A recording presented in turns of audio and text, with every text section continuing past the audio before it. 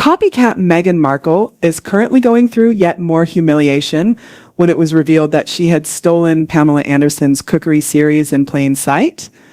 To be honest, I'll say when I've missed anything, and I missed this. I firmly believe the notion that's being released today, which aims to reveal the true cause. Pamela is more than simply the former Baywatch babe, as anyone who has followed her over the past few years will know. She's reimagined herself as this minimalist, back-to-earth wellness icon, preparing homemade meals in her rustic kitchen on Vancouver Island, penning poignant memoirs, and selling eco-friendly products with that stylish, unpolished authenticity that Instagram loves. Pam's followers were quick to notice the déjà vu, as Meghan's slick-as-ever project began to roll out with suspiciously comparable features, seasonal recipes, earth-toned kitchenware, and inspirational quotes about slowing down. However, I simply wanted to let you know that Pamela Anderson is genuine in this, and that she has built a transparent relationship with her audience. And here's the tea. Pamela mentioned names rather than only making a passing reference to it. She stated in an interview that while she was flattered, she was disappointed to see some popular figures copying her look without giving her credit. Come on, the subtext was nearly screaming in royal font, even if she didn't mention Meghan's name. Meghan's seaside grandma meets Pinterest dreamboard empire was being portrayed as a copy in a matter of hours as entertainment gossip bloggers filled in the gaps.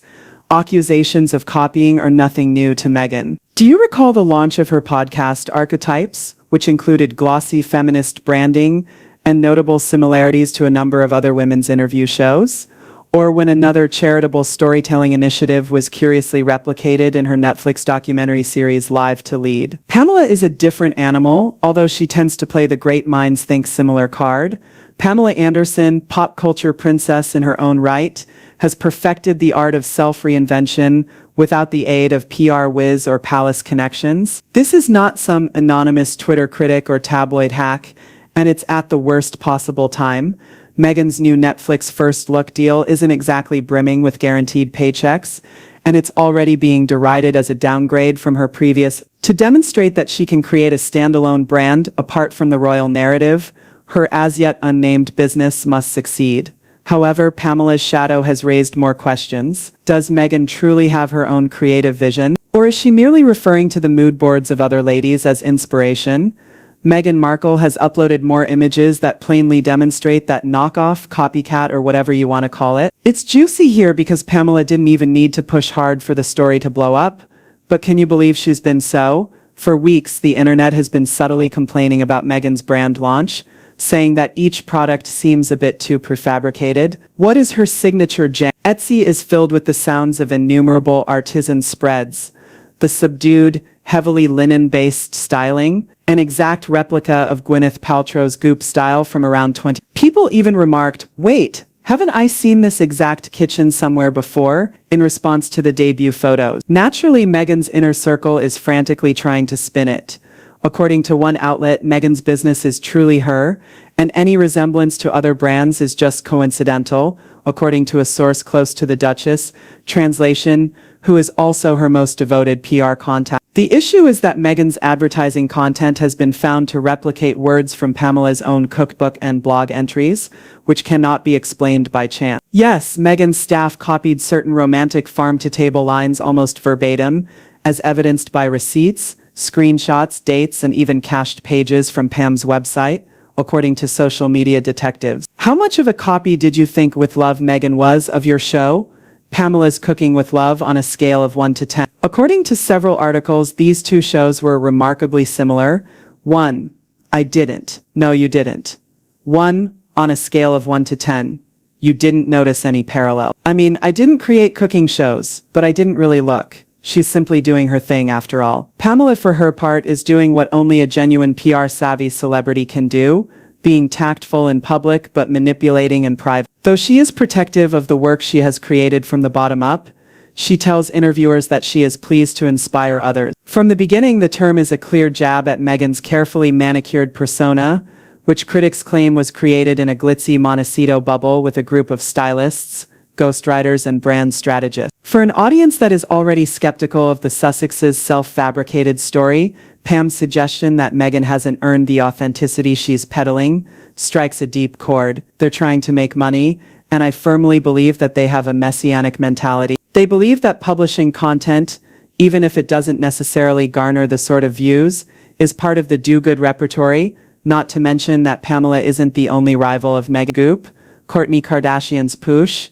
Reese Witherspoon's Draper James, and even Stanley Tucci's culinary and travel content are all over the lifestyle market. Being unique or so unmistakably you that no one can accuse you of copying you are the two ways to stand out. The cardinal fault of branding is that Meghan's As Ever currently feels like it could belong to anyone. Insiders are speculating that Meghan's group is thinking of making a cooperative gesture to Pamela, perhaps a collaborative charitable endeavor or an invitation to participate in one of her next endeavors might help to diffuse the situation. The catch is that Pamela apparently doesn't care. One source from Vancouver claims that Pam believes Meghan only contacts people when she is in need. She has no desire to participate on a damage control tour.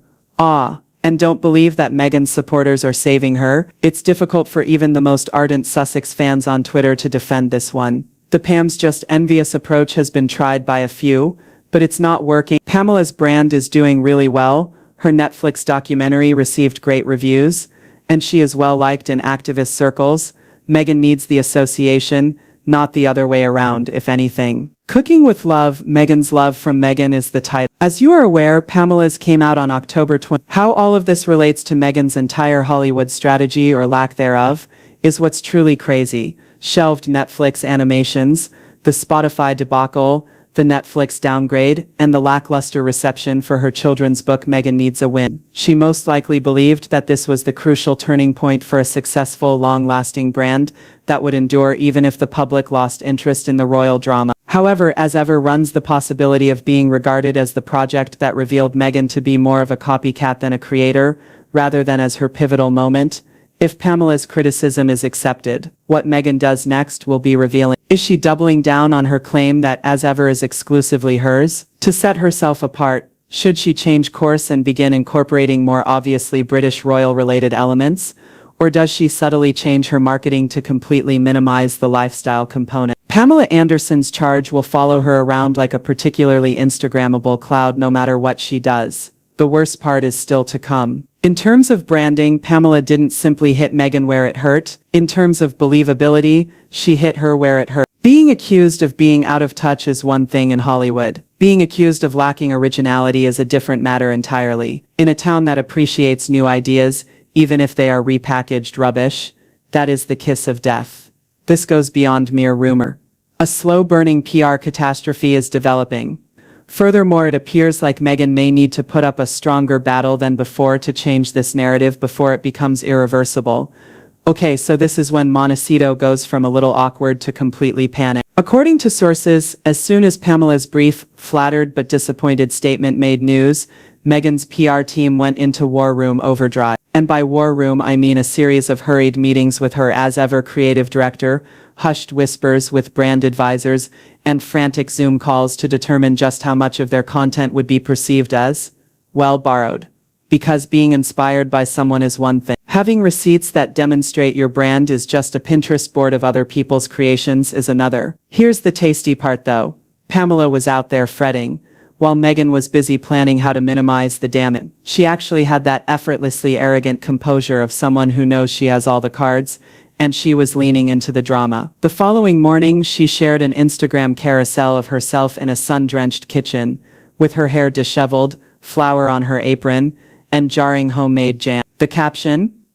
Original since 1967, no tags, no names, just a kiss-level subtweet from a chef. The comment section was a wild place. Thousands of "say it aloud and we know who you mean" notes were left on her post by fans.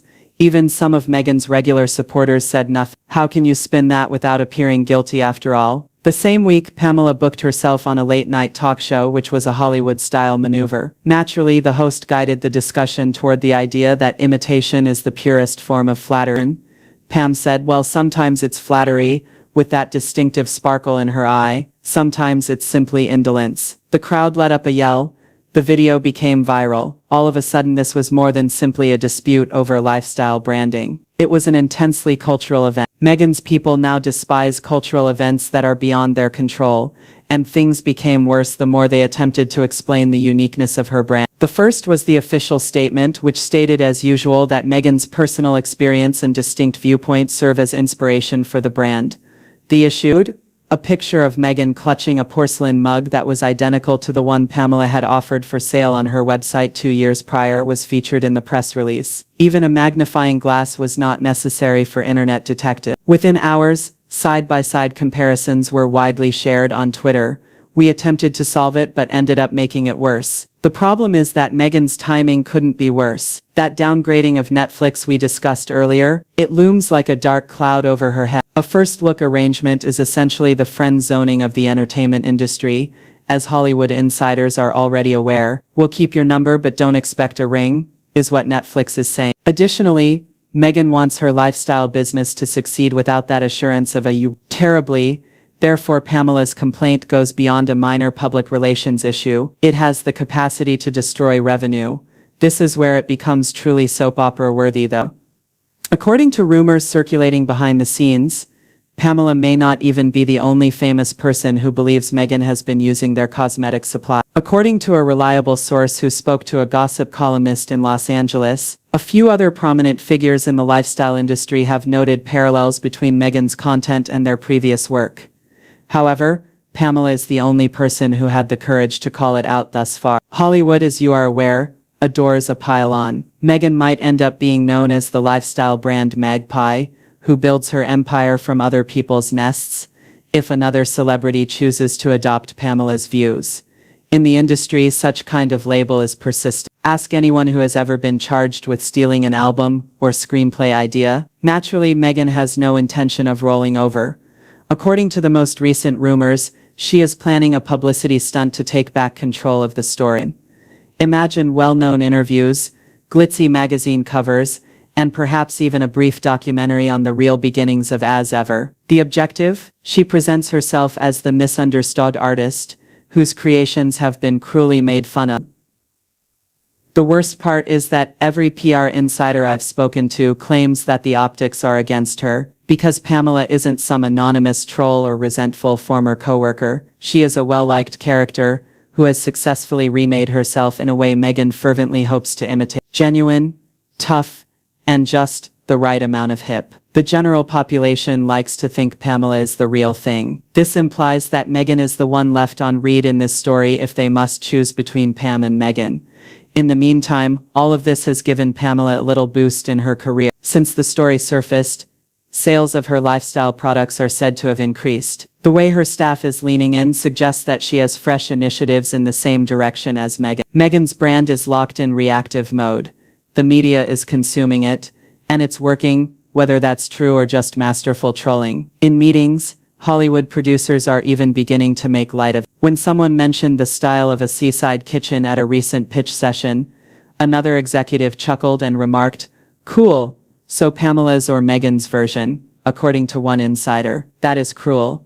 This is the part that Meghan most likely fears the most. The imitation label might cling to her like a foul perfume, even if she survives this. Every project she starts in the future will be closely examined for resemblances to previous work. Brand partnerships are uneasy when there is that level of distrust. No one wants to be associated with a scandal that is basically a case of celebrity plagiarism. In contrast, Pamela leaves with the appearance of the astute senior stateswoman of the lifestyle industry, someone who doesn't hesitate to expose imposters. She's probably archiving the entire incident as evidence that her style is so popular that a duchess wants to adopt it. The irony for Meghan is that she most likely didn't even consider Pamela Anderson to be a possibility. That's what makes Hollywood so hazardous. If you underestimate someone, they will outshine you before you have a chance to write your response. And let's face it, Meghan is going to discover that interacting with a pop culture survivor like Pamela Anderson is a completely different ballgame than vying with the Princess of Wales for public favor, because the truth is that no amount of public relations can change that. Despite being undervalued, Pamela has survived the tabloid circus and emerged stronger. She is adept at punching the press without exerting much effort. Meghan is still getting used to playing without the royal intrigue safety net. Additionally, Pamela is in possession of every story card in this round. Therefore, this copycat tag might persist unless Meghan does something so unique and unmistakably hers that even the snarkiest gossip writer has to concede she did a fantastic job. And that's the one piece of gear you can't just quietly replace in the harsh world of celebrity branding. There is little doubt that this feud will continue to be discussed. What comes next? Whether Meghan's brand turns into the empire she's envisioned, or into the cautionary tale Pamela Anderson will be grinning about for years to come, could be determined by this.